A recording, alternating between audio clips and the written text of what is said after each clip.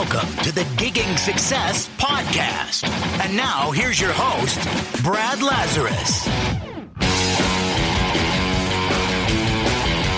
Hello and welcome to the Gigging Success Podcast, where you'll discover the tactics and strategies of some of the world's most successful cover bands that'll fast-track your way to more of those better paid gigs you deserve. Thanks for joining me today. I am really pleased to have on this episode Dave Cool, who's the Artist Relations Manager from Bandzoogle. If you don't know Bandzoogle, they are a platform where you can basically go and build a website using their really quite intuitive software. It's like a drag and drop style software. You can host it with them.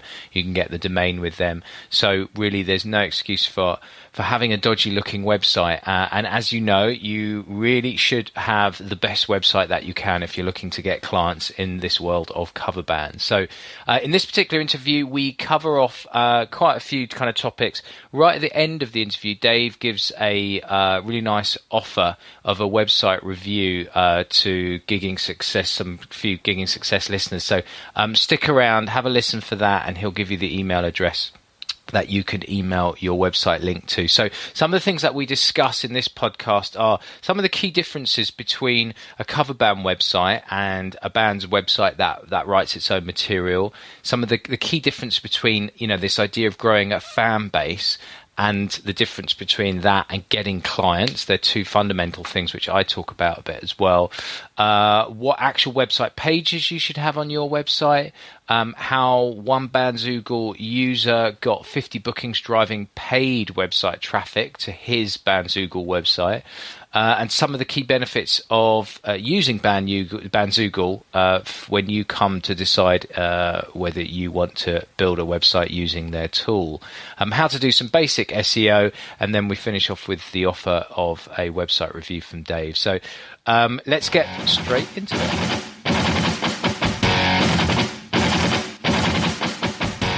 Right, so I'm here with Dave Cool today. Yes, that is his real name. He'll tell us about that. But he's the Artist Relations Manager at Bandzoogle. If you don't know Bandzoogle, it's a fantastic platform where you can basically go and build yourself a website. And they'll host it for you, do the lot for you. It's got a fantastic platform, which I'm sure he'll tell us a little bit more about. How are you, Dave? I am well, sir. Good to talk to you. Yeah, and you. Thank you for your time. Really appreciate it. So tell us a little bit about your background and your role at Bandzoogle, and then we'll kind of get into a little bit more detail about cover bands and websites. Sure, yeah. So I'm the Director of Artist Relations at Bandzoogle. So basically my job is to anything that touches really the musician community, our members, and the musicians community at large. So I do most of the blogging for Bandzoogle. We have a very active blog. We post 2, 3, 4 times a week with advice for musicians. A lot of their social media I handle, putting out helpful content for musicians, and traveling to conferences, meeting with members, speaking on panels, giving workshops, things like that. I've been with the company for about 4 years now. And, they're a platform where musicians can easily build a professional website without having to hire a designer or know any coding. It's really, this is not the official company slogan, but I tell musicians that it's so easy their drummer could do it. So, we've lost all the drummers now. That's right. Right. Yeah. Well, I am a drummer myself, so I like to think I can get saying it. But right. It's really just a super easy platform, point and click. You can choose from hundreds of different themes. They're all mobile responsive. You can sell your music and merch commission free. We just crossed $15 million in sales through our store feature, where we have taken exactly $0. So we're really happy to do that for our members. And they can also run their mailing list, blog, calendar of events, integrate their social media, integrate their Instagram, things like that. So it's a really all-in-one platform with, musician-friendly support. Most of our staff are musicians themselves, current and past. So it's a very musician-friendly and musician-centric company. So it's a lot of fun there. And from all around the world, from what you mentioned. So we're a remote company, so we all work from home in our PJs, and we're based in Montreal, where I am, but our founder is here and CEO is here, but we have staff across Canada and throughout the United States, and as well as Europe as well. So really a global company. We have members in probably 30 plus countries. We recently celebrated 10 years. And we did a blog post. I featured 22 bands in 22 different countries outside of North America. And then after we posted that, we discovered many, many more bands in different countries. So it's it's pretty wild. This little tech company from Montreal has grown to a global company because Bandzoogle is privately owned. There's never been any VC or outside investment. It's a much different approach than a lot of the tech companies in the music, inside and outside the music world. I mean, it's very, the tech world, it's very much about getting a bunch of funding, spending a bunch of money, gaining market share, and then, making money later. And Bandzoogle's been profitable since day one and never taken any outside investment. And we're this small little tech company that keeps growing every year. And you're not just a tech company though, are you? I mean, you're really involved with the whole kind of artistic kind of process, aren't you? And getting involved with artists in terms of kind of advice and career development, aren't you? Well, yeah, through the blog and through workshops and ebooks and conferences. Yeah, it's the music industry can be a tough place to navigate. And, that was the primary reason I was brought on board the company. I'd been doing a lot of educational work in the music industry for musicians. And they brought me on board to bring that to their company. They'd already been doing it to a certain extent, but they wanted someone to really focus their full-time energy on it. So, I've written probably 400 plus blog posts since I've been there, traveled to dozens and dozens of conferences, written several ebooks, and it's all put out there for free. And, our blog is a great resource for musicians to get advice about their career. And, there's a lot of website best practices and social media marketing stuff, but there's also, once in a while I'll slip in, different career advice, booking gigs, dealing with managers, things like that. So it's, we're not exactly hands-on with our members' careers, but we definitely like to put out content and give them advice and help push them along and help them in any way we can. So, I mean, I'm interested to know how is the idea? Obviously, you've got the staff at the company are working so remotely from so many different countries. Are there differences in the way that they approach websites, or is it generally quite a globalized thing? That's a good question. It tends to be a globalized thing. I mean, it's when someone starts a free trial at Bandzoogle, we kind of nudge people in a certain direction to follow best practices. So we pre-populate, certain menu items, pages that we think they should be using with features already populated on those pages. And a lot of the time, bands and musicians will keep to that basic structure. But, we see websites where they completely undo that and create their own. And have you seen that from testing? I mean, do you collate data centrally?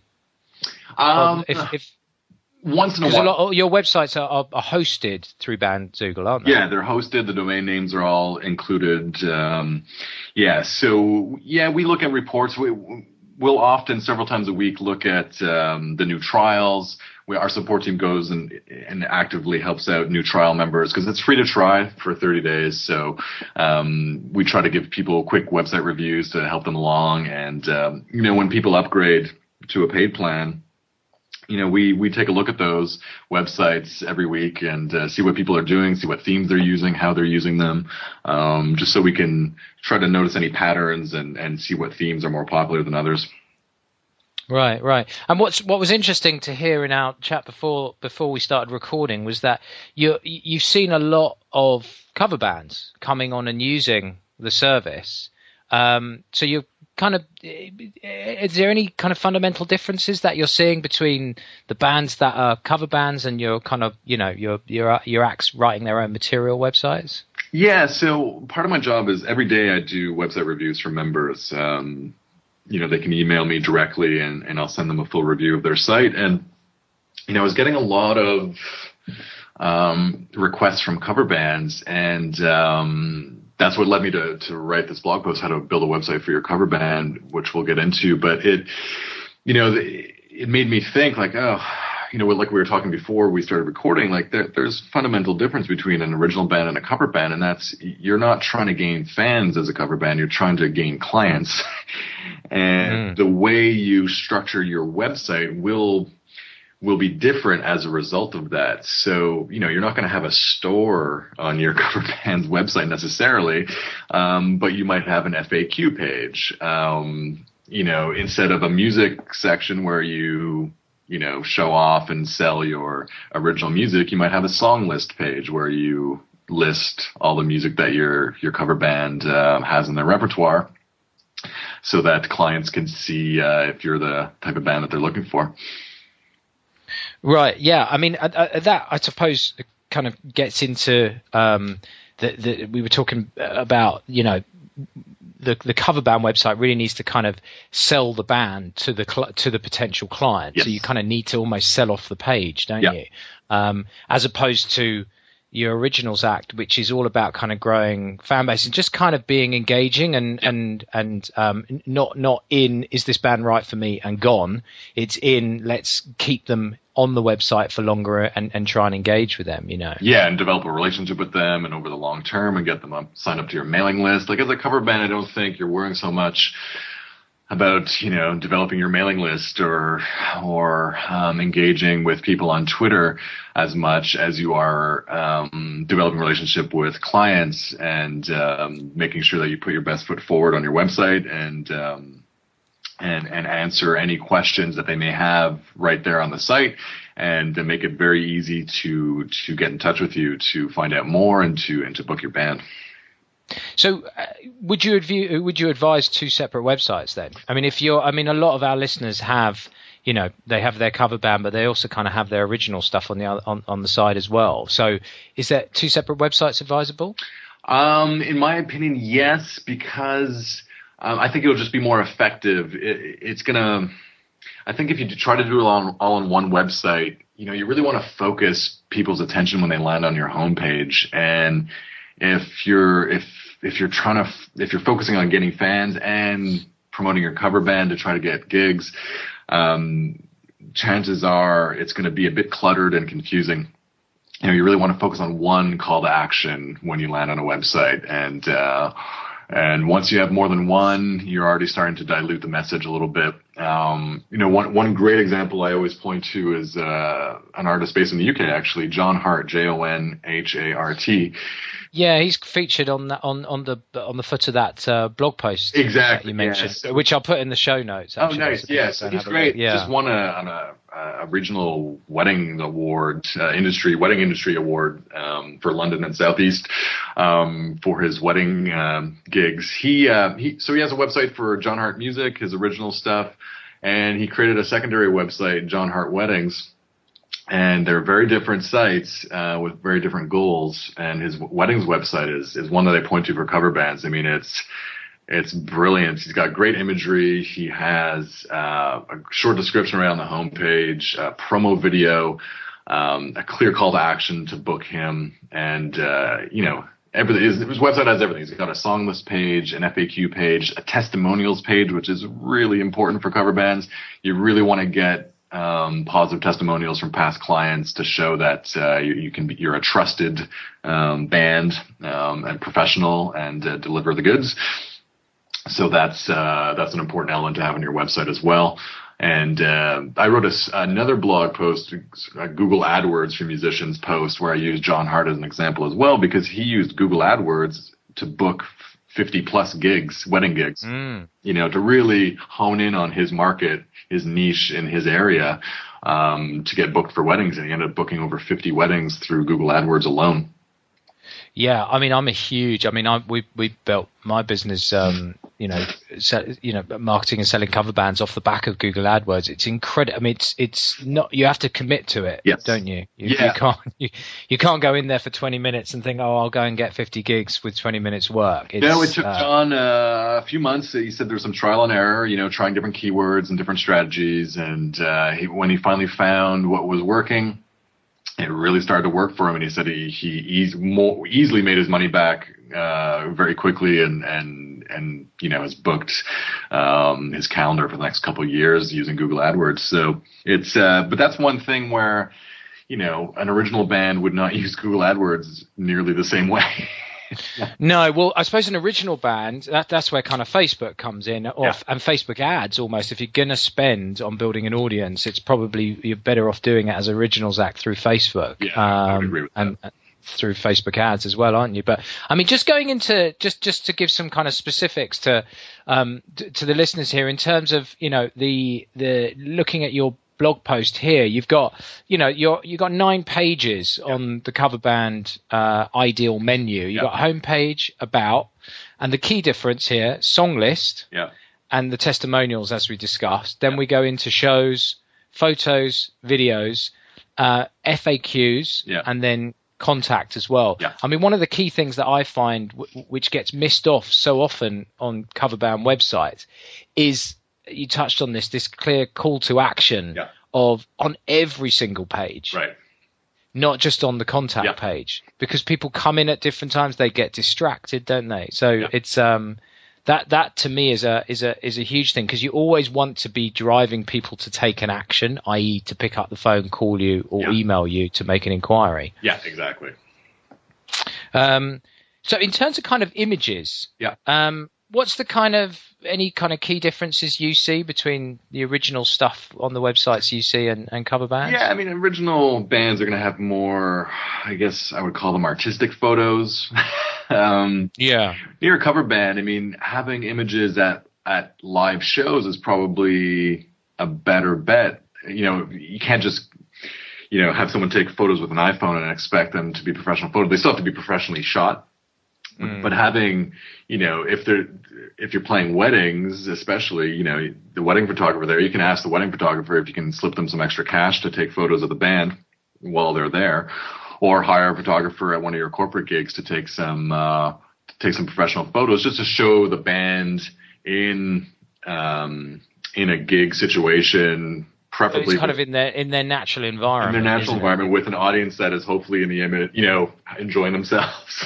Yeah, I mean, ultimately, the difference between the audience at an originals show, a band playing original stuff, and a cover band, is the cover band audience really ultimately is about dancing. Yeah, that's the kind of from my experience, and being able to kind of, as you say, being able to kind of capture that in an image so you can show a prospect is really kind of powerful. And the next step to that obviously is the rise of video. I mean, you must have kind of and your CEO must have seen that from the 10 years that he's been involved in websites, how that's changed. I mean, video, I mean, for original bands it's incredibly important, but I think for cover bands, if you don't have a professional demo reel or promotional video, you're really hurting your chances of getting hired. I mean, there's no better way to sell your band than to just show them, live and performing and showing a crowd that's enjoying it. I mean, that being said, if you put up a video on your website that isn't professionally shot and the sound is crap, it might hurt your chances. I mean, nothing. Yeah, absolutely. I mean, there's nothing worse than seeing a bit of dodgy mobile phone footage from the in-camera mic. Yeah, exactly. And where a lot of bands go wrong with video is they get someone to bring in a really nice camera and they shoot with professional lighting. They got a great camera, so it looks incredible. But they use the onboard mic to record the audio, and it sounds like shit. So it's a pain to watch because it sounds terrible. So you really have to take care of the audio and have a separate audio component so that you're recording professional audio at the same time as the video. And how I mean, I know with my bands what we've managed to do is and we've had a lot of success actually the last couple of promos that we've done where we've brought in a couple of GoPro lenses, which have been, because the difficulty with being at an event like a wedding or a corporate event is you can't have these camera guys kind of floating around with cameras on their shoulders. Right. It can be quite intrusive. So to have the GoPro lenses on a almost strapped to a pillar in the function room. Yeah. Taking a wide angle, or to the side of the stage, taking a wide angle, and maybe doing some kind of cutaways with a handheld. Yeah. That's really that's worked so well, and it's the ability to be able to put something like that together for really kind of $200-300. Yeah. Absolutely amazed me. Yeah, that's a really cool idea. Yeah. And I can see why the whole kind of GoPro lens became so successful. Yeah, they've done well. Yeah, it's incredible. I mean, what we were able to do is literally get a 3-camera shoot. Yeah. With and then put a promo video together off the back of it for literally a few $100. It was really and then what I suggest to bands is they put annotations on screen. So, describe what you do, the genres that you play, maybe put some testimonials on there. So your video promo becomes this really kind of powerful kind of sales tool, which is ultimately what it's for. For sure, yeah. Adding testimonials and little descriptions in the video is that's exactly what cover bands should be doing, for sure. Yeah, I mean, what if in terms of the differences in terms of kind of what Bandzoogle can offer, as opposed to kind of going and getting your site kind of self-hosted, buying a domain, getting a designer, developer in, etc. I mean, where are the kind of the benefits, for Bandzoogle comparatively to that other group? Well, it's really the ease of use. I mean, we really pride ourselves on being able to build a website in minutes. I mean, once you're taken through the site builder, you choose a theme, choose a font, upload an image, and then away you go. So if you're in a cover band, maybe our e-commerce features may not be as attractive, but we're a platform where you can easily design a professional looking website and have it up in minutes. So it's just the cost effectiveness of that. I mean, our pro level plan is $200 a year, and that includes the domain, hosting, mailing list and e-commerce. But for a cover band, they may not use that stuff as much, but you can change your design as often as you want, and your content won't be affected. So you can change your design as many times as you want. A lot of site builders, you have to start from scratch if you want to change the design. So with our system, it's really super easy to change the look if you feel like changing the look. Embedding video, photo galleries. And this is all drag and drop, isn't it? It's all point and click, drag and drop. It's if you want to move a feature, just point on the page where you want to move it to. And there's 7-day-a-week support. So we get a lot of bands who used to work with a designer and who are on WordPress or another platform like that. And, to make any edits or changes to their site or changes to the look of the site, they'd always have to hire the designer again. And, with Bandzoogle, you don't have to worry about that. And you can just talk to our support team 7 days a week. And the idea is to give musicians and bands full control over their website and be able to make the changes that they want to make on the spot. I mean, that is, I hear so often, one of the biggest things when I speak to bands, that their website is not up to date, or the live page is from like 3 years ago. I said, why haven't you changed that? What have you not got any shows? No, we got loads of shows. We just can't get hold of the guy that did the website. Yeah, they're locked out. The password to get in. Yeah, we exactly. All the time. So that's the other thing with cover bands. I mean, your events or gigs page won't be quite the same because you're not trying to let fans know, where you're playing next, because these are all private events, conceivably. A lot of the time they will be, but you want to show activity for potential clients on that show's page. So it's important to have the ability to update that calendar as soon as you book a gig, because at the end of the day, clients want to hire bands that are being trusted by a lot of other clients. Absolutely, yeah, no question, yeah, and one of the benefits that I see here of Bandzoogle is there's nothing worse than kind of sitting down to a blank piece of paper or a blank screen when you come to try to design something or write something. Whereas, so you have many different kind of ready to go off the shelf themes. Yeah, there's over 100, and they're all responsive on mobile, so they'll adapt to the screen size that they're being viewed on, whether it's a mobile phone or an iPad, tablet, or laptop or desktop. Okay, and then we can kind of add the various different kind of features. And how, in terms of integration with kind of social media, that's a big part as well. I mean, I'm not a huge fan of social media when it comes to kind of cover bands, although I do think it is important. But there's full integration there as well, isn't there? Oh yeah, I mean, we have an integration with Twitter to, you can show your Twitter feed if you want to. For a cover band, I'm not sure. Like, you can show your latest activity. The idea is to show your latest activity right there on their website.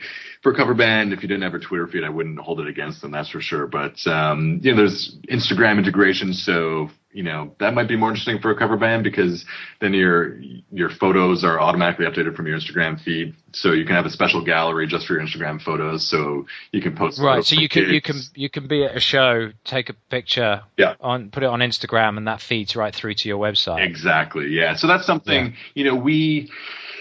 For the last 10 years, Bandzoogle's built features based on member feedback from the musicians themselves. And Instagram is a great example, because last year we noticed that in our help section, people were searching the word Instagram, and we started to notice that search coming up more and more. So we're like, oh, well, I guess bands want to, and we started to notice people were using outside apps to embed.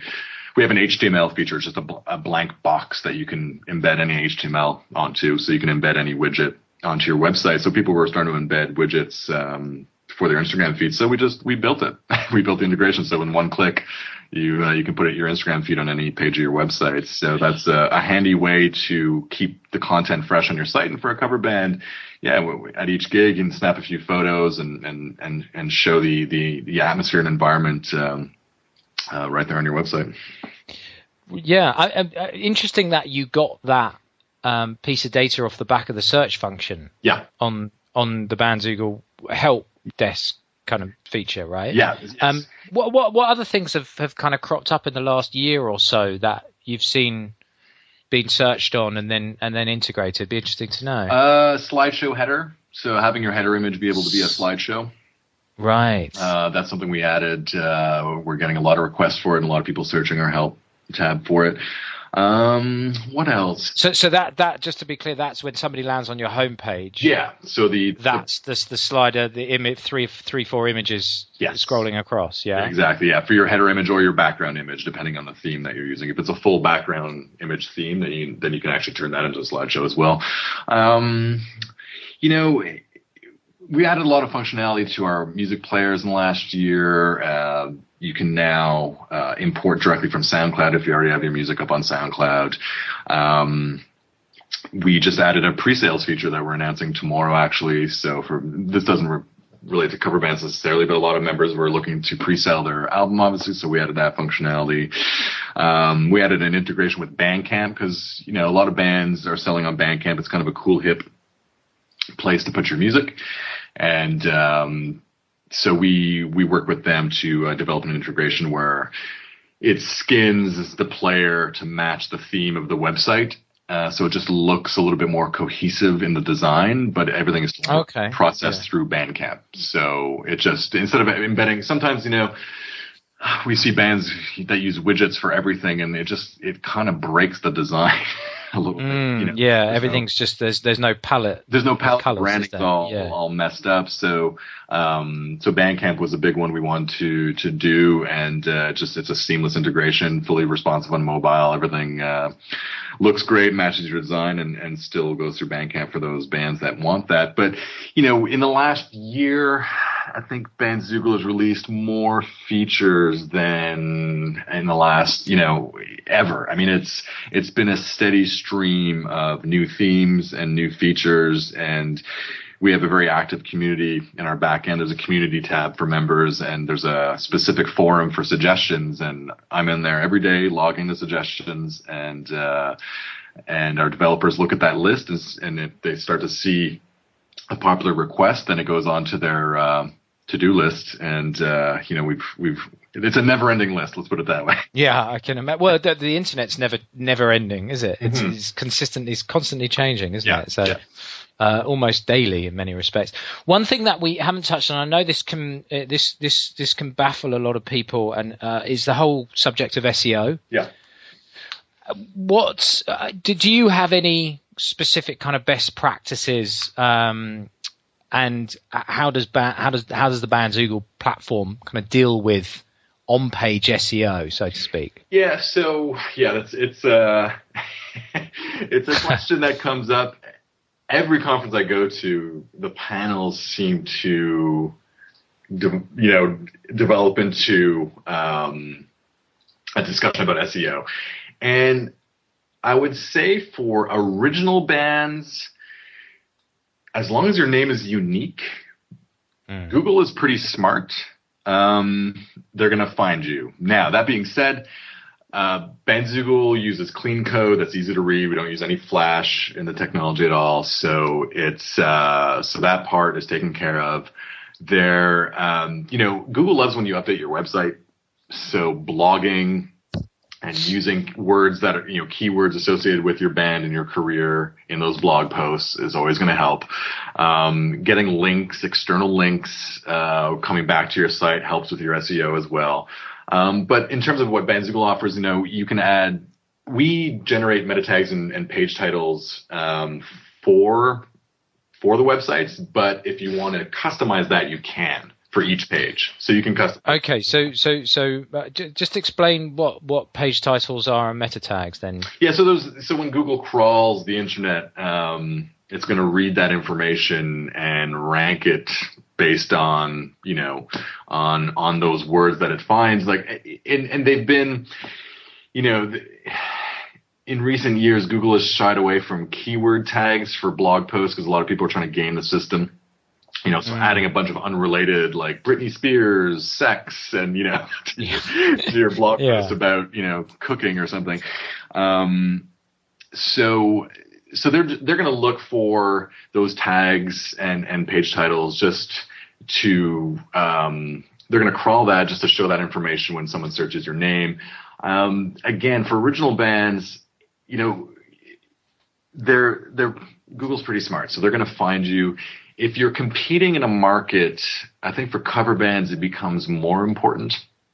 Yeah. Because if someone searches wedding band Montreal, well, now SEO becomes more important because absolutely, they're not searching for your clients are not searching for your name. So you want to be found by people who are searching for what you offer, and that's a different game altogether. So that's when Google AdWords comes into play, and SEO comes into play a lot more. So customizing those tags and those descriptions becomes important. Blogging again, talking about wedding gigs or corporate gigs, and just having information that's easily crawlable. Never embed any text into images on your website. Google doesn't crawl those as well as plain text. So I'm not an SEO specialist, but I do. I mean, the basics. It seems to me, obviously, kind of Bandzoogle would let the user do the basics, and it sounds to me that you're saying it's the page title, the meta tag, which is the thing that you see at the top of the tab, isn't it, on the browser? Yeah. And that's primarily really, as well as obviously the URL and then the content of the page. Yeah. But that's the starting point, isn't it, for what Google looks for to try and understand what is on the page. Yes, exactly. You're just trying to let Google know what your website has on it and what you're doing. So that goes back to your example of Montreal wedding band. That would be on the tag, and that would be Google would come along, crawl, see that you were a Montreal wedding band, and then hopefully deliver that result to the person searching, i.e. your page. Exactly. And a domain name can also help as well. I mean, look at getting back to John Hart as an example. His domain for his wedding gigs is John Hart Weddings. Yeah. I mean, that's a pretty good idea. He's focusing on that niche. Now, not all cover bands will do that, but that's just an example. But yes, so we offer those tools that you can go in and customize. But again, we'll generate that information based on the content on the page. But your members are free to go in and tweak that if they want to. Great stuff. Excellent. Dave, we're out of time. Pretty much, yeah. Yeah. Wow. So listen, where can people go and check out what Bandzoogle's all about? They just go to bandzoogle.com. If they're looking for a website or looking to change their website, there's a clear call to action right there on the homepage, of course. Yeah. To try it free and practice what you preach. Yeah, exactly. And there's live chat right there on the homepage. If someone has a question, they can talk to our support team. They don't have to be a member to do that. And they can check out the blog. There's a blog tab right there on bandzoogle.com. You can see all the content that we put out in ebooks, best practices for websites, things like that. You can follow us on Twitter at Bandzoogle, Facebook, /Bandzoogle.